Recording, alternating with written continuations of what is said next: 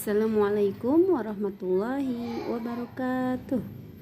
Apa kabarnya siang ini Bunda ya? Alhamdulillah.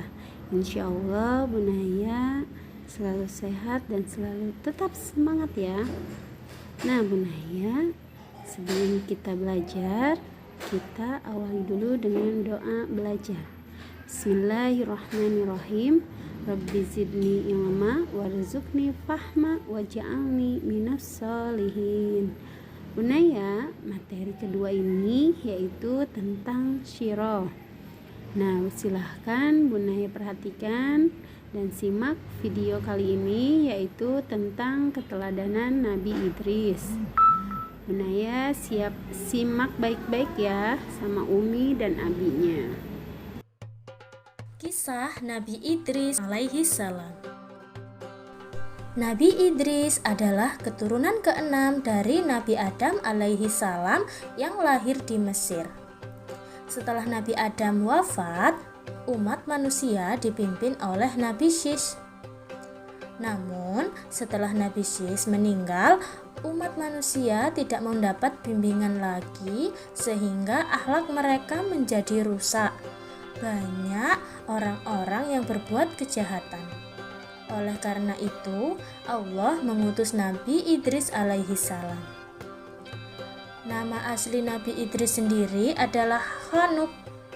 Nabi Idris adalah murid dari Nabi Syis.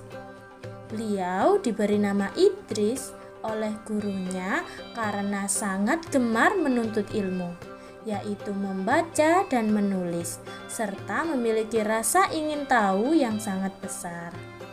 Nabi Idris adalah nabi yang sangat cerdas.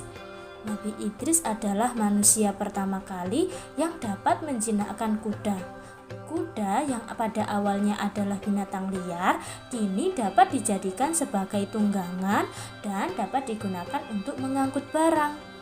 Dengan adanya kuda sebagai kendaraan itu, kaum Nabi Idris menjadi sangat terbantu dan menjadi semakin makmur.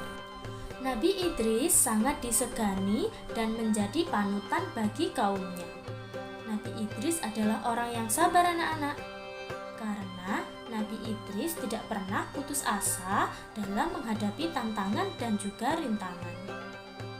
Nabi Idris adalah manusia pertama yang mulai menulis dengan pena.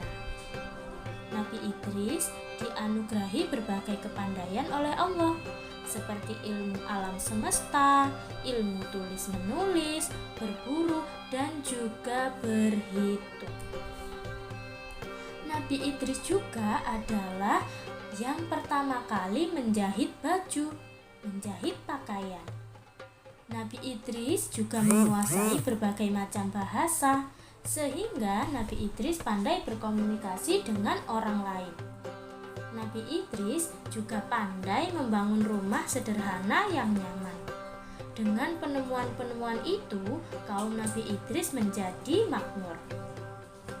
Namun, dengan kemakmuran itu membuat kaum keturunan Qabil menjadi iri sehingga berbuat jahat dan mengganggu kaum Nabi Idris. Karena kejahatan kaum Qabil tersebut, akhirnya Nabi Idris pergi menuju sebuah bukit dan memohon pertolongan kepada Allah. Pada saat itu Nabi Idris berusia 82 tahun. Pada usia 82 tahun itu, Nabi Idris diangkat menjadi Rasul. Nabi Idris diutus oleh Allah untuk memberi peringatan kepada umat manusia. Nabi Idris mengajak kaum keturunan Qabil untuk berhenti berbuat kejahatan dan kembali ke jalan yang benar. Namun, setelah diperingatkan oleh Nabi Idris, kaum keturunan Qabil menjadi sangat marah dan menantang untuk berperang. Karena adanya perang tersebut, maka Nabi Idris dan kaumnya membuat senjata dan benteng pertahanan. Nabi Idris tidak pernah berputus asa untuk memerangi kejahatan. Nabi Idris adalah seorang ahli perang, sehingga Nabi Idris dapat memenangkan semua peperangan.